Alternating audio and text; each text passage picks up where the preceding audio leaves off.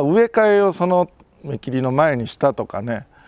そのちょっと前の冬にしたとかで、そうでもないけどちょっと弱ってるみたいな木はね、芽の伸びがね全体的に伸びずにね、強いとこだけなんか部分的に伸びるとかあるんですよね。そういう場合にこのね早めの芽切りがすごい効果的なんです。この今てっぺんの方の強い芽、これが多分ね5月中旬ぐらいにはまあまあ長く伸びてきてると思うんですよ。5月中旬ぐらいにこういう強い芽がぴょんぴょんぴょんって伸びてきたのだけを切る。ほんで弱い芽もあとどんどん伸びてはくるんですよ。6月とか7月にね、その頃伸びてはきててもそこはもう絶対に切らない。盆栽からしたらもったいない。松盆栽生産日本一の高松の盆栽園北谷4004代目北谷隆一です。今回のテーマはですね、僕がちょっと何年か前から言ってる早めの芽切りですね。はい、それの説明をもうシーズン前にちょっとおさらいというか、はい、早めの芽切りが必要な木がもしかしたら皆さんのところにねあるかもしれないんで、それを作業する前にねちょっとお伝えしとった方がいいかなと思って今日動画回しております。早めの芽切りの本題に入る前に少しお時間ください。メールマガジンやっております。もういっぱい作って無料でしっかり届きます。概要欄からねメールアドレス登録するだけで届くんで、ぜひそちらからもお勉強してみてください。はい、本題に戻ります。早めの芽切りなんですけども、普通の芽切りっていうと、6月中旬ぐらいにもうだいたいこう芽がね全部切っていくみたいな感じなんですよね。元気な木だったら6月中旬ぐらいとかだいたいよくあるパターンなんですけど、植え替えをその芽切りの前にしたとかね、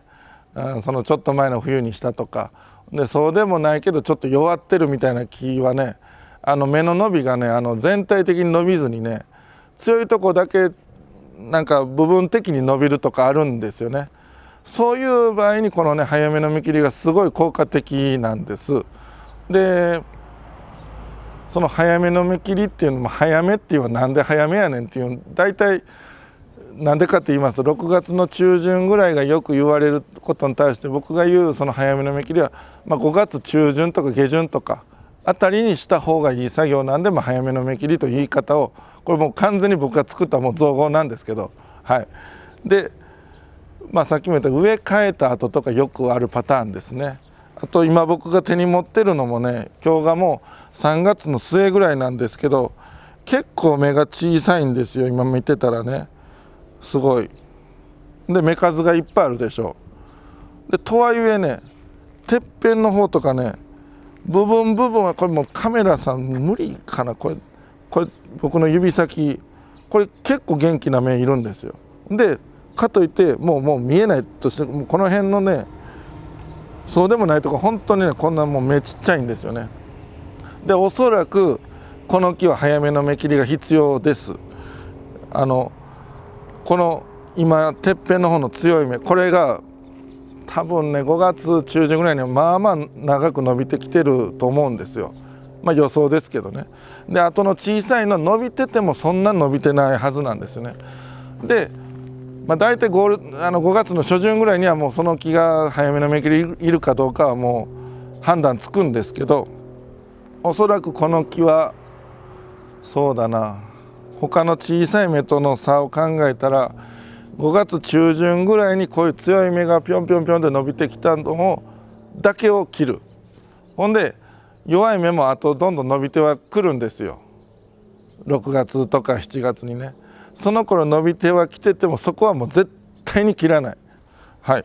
このやり方本当ね僕以外で言ってる人見たことないんで、この動画見られた方がもうラッキーかなと、ちょっとかなり偉そうな言い方になりますけど、はい、本当ねこういう早めの芽切りが必要な木持ってる方はね、なるべく今日の動画をねまたちょっと見返してみてもらうでもいいですし、はい、しっかり覚えていただけたらなと思います。じゃあ本日は以上です。盆栽からしたらもったいない北谷4004代目、北谷隆一でした。チャンネル登録高評価メールマガジンもよろしくお願いします。